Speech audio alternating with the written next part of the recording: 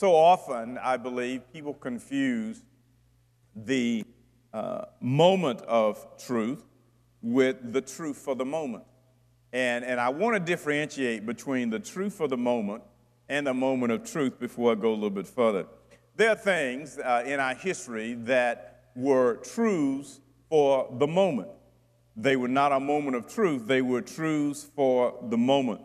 What do I mean by that? I mean that there were things in our history that we believed to be true, but then after we examined further and as God gave further revelation, we found out that they were just truths for the moment and not moments of truth.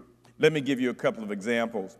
There was a time when we considered there to be a geocentric universe. And what do I mean by that? I mean that as far back as 600 BC, there were people who believed that everything revolved around the earth, that the whole universe revolved around the earth. Well, as time has gone forward, we have realized that no, everything doesn't revolve around earth. That's just because that's where we live. The whole world doesn't revolve around us. And there is a very pregnant moment there because there's still some in life who believe that the world revolves around them.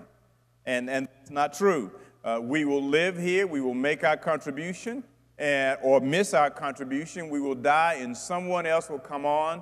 And unless you do something really, really great or really, really bad, nobody will remember you. The world does not revolve around us as any more than the universe revolved around earth. But that was a truth for the moment. We held it as truth for the moment, but it was not the moment of truth.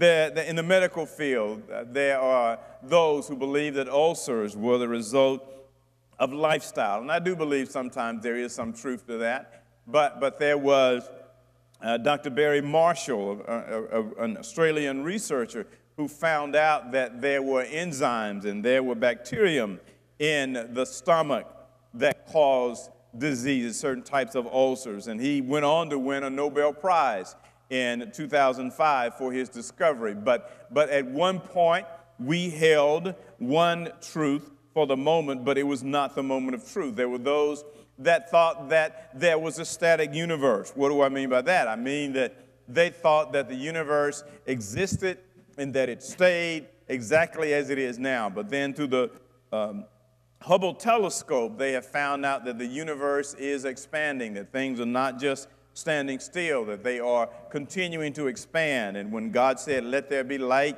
or light be, light is continuing to be. And so there are still worlds, as scientists say, that are still being created. At one point, we thought that the United States, or the world that we know of, not the United States, but the world that we know was all stagnant. But now we realize that there has been some drifting, there has been some shifting of the land mass. And so there were a lot of things that were held as truths for the moment, but they were not moments of truth. All these were considered truths, but later on we found out that they were not necessarily true. They were truths for the moment, but they were not moments of truth. But what is a moment of truth? The moment of truth occurs when you honestly look at something and you realize that all the assumptions and all of the ideas that you've held in the past are not true. And so when that moment of truth comes, you have to come to a point where you make a decision that will have consequences that will reverberate from now until, from this point on to the future. And so moments with truth were regarded as times that all of us need to come to, and that those things change our lives for the better when we finally come to them. Today in our scripture, we're looking at Peter, and he's coming to his moment of truth from a theological standpoint. Now, when Peter is coming to this moment, it was a hard lesson, but yet he still had to come face to face with some assumptions that he had been making and compare those assumptions to the gospel that does not change.